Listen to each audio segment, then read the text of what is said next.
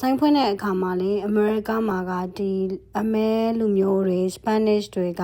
အမဲသားအရန်ကြိုက်ကြတယ်ပေါ့နော်အဖြူတွေကလည်းကြိုက်တာပါပဲအဲ့တော့အမဲသားနဲ့ပတ်သက်ပြီးတော့နေတို့ဟင်းပွဲတွေထုတ်ရတော့မယ်ဆိုတော့နေဒီ spicy coriander beef ကိုနေဟင်းပွဲလေးထုတ်ခဲ့ရပေါ့နော်အဲ့တော့သူ့ကိုဘယ်လိုမျိုးချက်လဲဆိုတာကိုပြပါမယ် spicy coriander beef အဆက်ဆိုပေမဲ့လည်း American တွေကအရန်တော့အဆက်မစားနိုင်ကြဘူးပေါ့နော်အိုးထဲမှာစီထည့်မယ်ပြီးရင်တော့ကြက်သွန်လေးထည့်မယ်ထည့်ပြီးကြော်မယ်ပေါ့နော်အမဲသားကိုတော့ဟိုဘက်မှာစီပူထဲမှာနှစ်ပြီးတော့ကြော်ထားရတယ်ပေါ့နော်ဟုတ်ရင်အိုးအရန်ကတ်လို့ပါအစိမ်းထည့်လို့ရှင်ပေါ့နော်ကဲပြီးရင်တော့ dark soy sauce ရဲ့ဆက်ထားတဲ့ sauce ရဲ့ထည့်ပါတယ်ဆက်ထားတဲ့ sauce ကတော့ soy sauce နည်းနည်းရဲ့ခရူးစီနည်းနည်းရဲ့ကြက်သားမုံရဲ့တကြားရဲ့ပေါ့နော်စားလေးနည်းနည်းရဲ့ပေါ့ပြီးရင်တော့နေတို့အမဲသားလေးကြက်လာရင်ဆနာငရုတ်သီးလေးနည်းနည်းနဲ့ကြက်သွန်ဖြူလေးထည့်လိုက်တယ်ပြီးတော့နည်းနည်းလေးမှွေပြီးရင်တော့ဒီနနံရွက်တွေကိုထည့်လိုက်တယ်ပေါ့နော်နနံရွက်အနံ့လေးကမှုမွေးလေးနဲ့ပေါ့နော်အတော်လေးတော့စားလို့ကောင်းပါတယ်ဒါပေမဲ့ကိုယ်အကြိုက်ဆိုလို့ရှိရင်တော့အချိုဘက်ကိုသွားပါတယ်ဒါပေမဲ့ American တွေကကြတော့အချိုမပါလို့ရှိရင်တို့ကစားရ